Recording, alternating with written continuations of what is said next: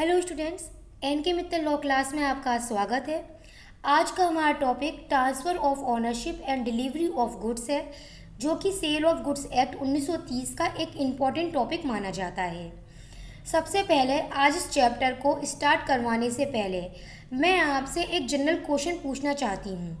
आप मुझे यह बताइए कि कॉन्ट्रैक्ट ऑफ सेल में मेन एसेंशियल क्या होता है। तो आपका आंसर यही होना चाहिए कि transfer the property contract of sale का मेन एसेंशियल होता है। यहाँ पर ट्रांसफ़र द प्रॉपर्टी का मतलब क्या होता है, तो हम सभी जानते हैं ट्रांसफ़र द प्रॉपर्टी का मतलब बायर को ओनरशिप देने से होता है। एक और क्वेश्चन यहाँ पर एराइज होता है कि जब बायर को प्रॉपर्टी ट्रांसफ़र हो जाती है तो उसके लीगल इफ़ेक्ट्स क्या होते हैं।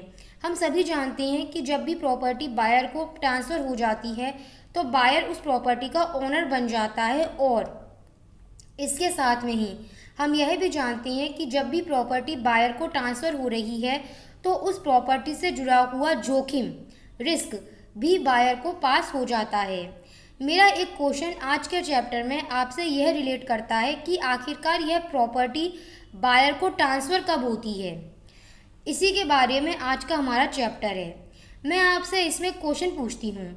सपोज़ करिए अगर जो बायर और सेलर हैं, जिस गुड्स को यहाँ पर बेचने की बात की जा रही है वो गुड्स अनिश्चित है, अनसर्टेन है, तो ऐसे में क्या प्रॉपर्टी, क्या ओनरशिप बायर को पास होगी। ऐसे में आपका आंसर होगा कि नहीं। सबसे पहले यहाँ पर उस गुड्स को सर्टेन बनाया जाएगा, उसके बाद ही प्रॉपर्टी ओनरशिप बायर को ट्रांसफ़र मानी जाएगी।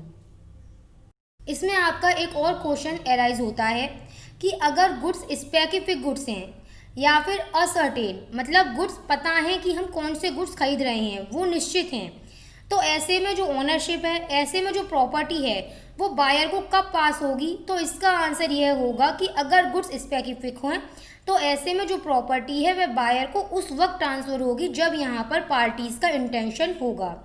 चलिए ठीक है, मैं आपसे एक और क्वेश्चन पूछती हूँ। क्वेश्चन आपका यह है कि अगर कॉन्ट्रैक्ट ऑफ सेल है और जिस कॉन्ट्रैक्ट ऑफ सेल की हम बात कर रहे हैं वहाँ पर गुड्स स्पेसिफिक गुड्स हैं और वह गुड्स डिलीवरेबल स्टेट में हैं, मतलब यह है कि वो गुड्स ऐसे हैं कि उन्हें अभी डिलीवर करा जा सकता है, और वह कॉन्ट्रैक्ट एक अनकंडीशनल कॉन्ट्रैक्ट है। तो ऐसी कंडीशन में आप मुझे ये बताइए, अब अगर ये 3 पॉइंट्स एराइज हो रहे हैं किसी कॉन्ट्रैक्ट ऑफ सेल में कि गुड्स भी स्पेसिफिक हैं, अपने आप में गुड्स डिलीवरेबल स्टेट में भी हैं और कॉन्ट्रैक्ट भी अनकंडीशनल है, तो ऐसे कंडीशन में जो प्रॉपर्टी है वो बायर को कब पास होगी। वो बायर को उसी समय जिस समय ये कॉन्ट्रैक्ट ऑफ सेल बनाया गया है तभी पास हो जाएगी। चलिए एक एग्जाम्पल समझाती हूँ मैं इसका। सपोज़ करिए जो ए है वो एक शॉप में जाता है, वहाँ पर उसको एक मोटरसाइकिल पसंद आ जाती है, वो उस मोटरसाइकिल को ख़रीद लेता है और शॉपकीपर से मोटरसाइकिल को होम डिलीवरी करने के लिए कहता है। क्या कहता है ए शॉपकीपर से कि इस मोटरसाइकिल को हमारे घर पर भिजवा देना। अब यहाँ पर जो गुड्स है, मोटरसाइकिल है, वो अपने आप में एक स्पेसिफिक गुड्स है कि हाँ ए को पता था कि उसको यही वाली मोटरसाइकिल चाहिए थी, और वो शॉपकीपर से क्या कह रहा है कि इसको घर पर भिजवा देना।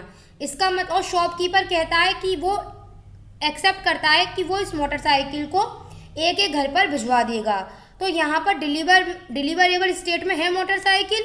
दूसरा, जैसे ही जब ए ने कहा था कि मोटरसाइकिल घर पर भिजवा देना, शॉपकीपर ने कोई भी कंडीशन नहीं रखी, शॉपकीपर ने तुरंत उसकी बात को मान लिया। एक अनकंडीशनल कॉन्ट्रैक्ट है। अब यहाँ पर जो मोटरसाइकिल है उस पर ओनरशिप तभी उसी समय उस ए की मान ली जाएगी। चलिए इसमें एक क्वेश्चन और आपसे पूछते हैं। सपोज़ करिए कोई कॉन्ट्रैक्ट ऑफ सेल हो रहा है और वहाँ पर गुड्स तो स्पेसिफिक गुड्स हैं। अब स्पेसिफिक गुड्स क्या हैं ये बार बार बताने की ज़रूरत नहीं है। फिर से क्वेश्चन रिपीट कर रही हूँ। कॉन्ट्रैक्ट ऑफ सेल है और जो गुड्स है वो स्पेसिफिक गुड्स हैं, लेकिन अभी यहाँ पर इस कॉन्ट्रैक्ट ऑफ सेल में कंडीशन ये है कि सेलर को अभी उन गुड्स पर कुछ काम करना बाकी रह गया है ताकि वो उन गुड्स को डिलीवरेबल स्टेट में ला सके।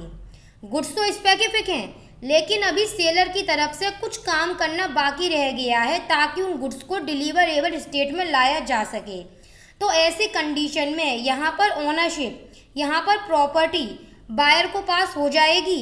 यहाँ पर प्रॉपर्टी बायर को तब तक पास नहीं होगी जब तक सेलर उसको उन गुड्स पर वो काम कंप्लीट नहीं कर लेता, ताकि उस गुड्स को डिलीवरेबल स्टेट में लाया जा सके। और एक बात हमेशा याद रखना, ऐसी कंडीशन में सेलर की ड्यूटी बनती है कि वो बायर को नोटिस दे कि उसकी तरफ से अपना काम कंप्लीट कर लिया गया है। उसके बाद ही यहाँ पर जो ओनरशिप है वो बायर को पास अवे मानी जाएगी। चलिए अब इसमें एक नेक्स्ट पॉइंट और आपसे पूछते हैं हम। सपोज करिए जो कॉन्ट्रैक्ट ऑफ सेल है उसमें जो गुड्स हैं वो तो स्पेसिफिक हैं और वो गुड्स डिलीवरेबल स्टेट में भी हैं। क्या दो पॉइंट रखे मैंने अभी, गुड्स स्पेसिफिक गुड्स भी हैं और वो डिलीवरेबल स्टेट में भी हैं, लेकिन अभी भी यहाँ पर सेलर को उन गुड्स का वेट, मेजरमेंट या फिर कुछ टेस्ट करना बाकी है। और वो ऐसा इसलिए करना है ताकि उस गुड्स का प्राइस तय किया जा सके। तो अगर ऐसी कंडीशन एराइज होती है तब यहाँ पर जो प्रॉपर्टी है वो बायर को तब तक पास नहीं मानी जाएगी जब तक कि सेलर इन सब कामों को कंप्लीट नहीं कर लेता है। और इन सब कामों को कंप्लीट करने के बाद में सेलर बायर को एक नोटिस देगा कि उसकी तरफ से काम कंप्लीट कर लिए गए हैं, तभी यहाँ पर उसके बाद प्रॉपर्टी ओनरशिप बायर को पास मानी जाएगी। अभी हमने शुरुआत में आपको यह बताया था कि अगर गुड्स अनसर्टेन होते हैं, अगर गुड्स निश्चित नहीं होते हैं, तो सबसे पहले उन गुड्स को निश्चित करना बहुत ज़रूरी होता है। सेक्शन 23 इसी के बारे में बताता है कि अगर कोई गुड्स अनसर्टेन है तो ऐसे में ओनरशिप बायर को कब पास होगी। बहुत ध्यान से समझना इस सेक्शन को।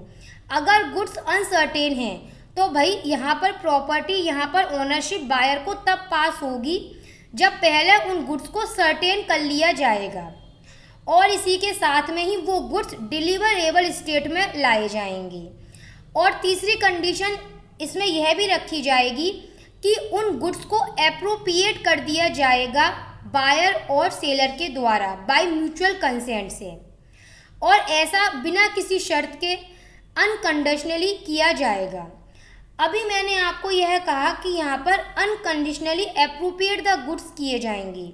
इसका मतलब सिंपल समझना, जब यहाँ पर गुड्स सेलर की तरफ से बायर को डिलीवर किए जाते हैं या फिर उसके कैरियर या उसके बेली को डिलीवर किए जाते हैं कि ये गुड्स ले जाकर बायर तक पहुँचा दो, तो ऐसे में अगर यहाँ पर सेलर ने अपना राइट ऑफ डिस्पोजल रिजर्व नहीं कर रखा है तब यह माना जाएगा कि यहाँ पर गुड्स अनकंडीशनली एप्रोप्रिएट कर दिए गए हैं। एक क्वेश्चन एराइज होता है, जब गुड्स बायर को ऑन अप्रूवल डिलीवर किए जाते हैं, फिर से रिपीट कर दूं, जब गुड्स बायर को ऑन अप्रूवल डिलीवर किए जाते हैं तो ऐसी कंडीशन में प्रॉपर्टी बायर को कब पास होती है। तो ऐसी कंडीशन में बायर को ओनरशिप ऐसे गुड्स के ऊपर तब मिलती है जब बायर उस गुड्स को अप्रूवल को एक्सेप्ट कर, जब बायर उस गुड्स को एक्सेप्ट कर लेता है और अपनी इस एक्सेप्टेंस को वो सेलर को बता देता है। चलिए एक एग्जांपल समझ लीजिए। सपोज करिए ए है, वो एक दुकान में गया, वहाँ से वो एक टोस्टर लेकर आया और वो टोस्टर इस शर्त पर लाया कि यदि उसे वो अच्छा लगा तो वह उसे खरीद लेगा।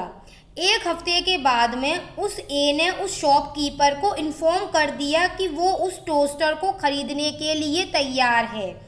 अब यहाँ पर मैंने अभी क्या बताया था कि अगर गुड्स बायर को डिलीवर करे जाते हैं ऑन अप्रूवल पर और बायर अपनी सहमति सेलर को बता देता है, इन्फॉर्म कर देता है कि वो उस गुड्स को खरीदने को तैयार है, तो ये माना जाएगा कि ओनरशिप उसी समय बायर को ट्रांसफ़र हो चुकी है। चलो एक और बात समझो, जब भी गुड्स बायर को ऑन अप्रूवल डिलीवर करे जाते हैं तो या तो अगर बायर चाहे तो अपनी सहमति सेलर को बता सकता है, या फिर वो कोई अगर ऐसा काम करता है जिससे पता चल जाए कि उसने इस बात को स्वीकार कर लिया है तो भी ओनरशिप बायर को ट्रांसफ़र मानी जाती है। अब मैंने यहाँ पर कहा कि वो कोई ऐसा काम करे, चलिए इसका एग्जाम्पल समझ लीजिए। पहले जैसे कि रमेश है, रमेश ने कुछ ज्वेलरी दिनेश को ऑन सेल या रिटर्न बेस पर डिलीवर करी थी। अभी मैंने क्या समझाया? रमेश ने कुछ ज्वेलरी दिनेश को ऑन सेल या रिटर्न बेस पर डिलीवर करे थे ज्वेलरी दिनेश को। दिनेश ने क्या करा? दिनेश ने इस ज्वेलरी को ले जाकर मुकेश के पास में गिरवी रख दिया। यहाँ पर क्या माना जाएगा भाई? यहाँ पर आप जब गिरवी रख रहे हैं मुकेश के पास जाकर, किस अधिकार से रख रहे हैं? इसका मतलब साफ पता चल रहा है कि कहीं ना कहीं आपने उसे एक्सेप्ट कर लिया है। तो यहाँ पर ये माना जाएगा कि जो ओनरशिप है of the jewellery had been transfer to Dinesh. तो ये माना जाएगा कि जो ओनरशिप है वो दिनेश को ट्रांसफ़र हो चुकी है, क्योंकि उसने अपना जो ये एक्ट किया है उस ज्वेलरी को मुकेश के पास गिरवी रखने का।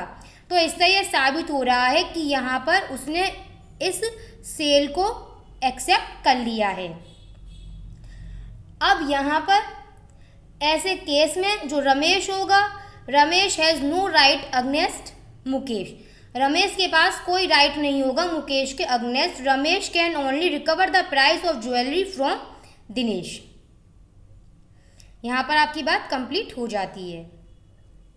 अच्छा, इसमें क्वेश्चन यह भी अराइज होता है कि यदि जो बायर है वो सेलर को अप्रूवल नहीं देता है, वो सेलर को अपनी एक्सेप्टेंस के बारे में नहीं बताता है, तो क्या उसके बाद भी प्रॉपर्टी बायर को ट्रांसफ़र हो सकेगी?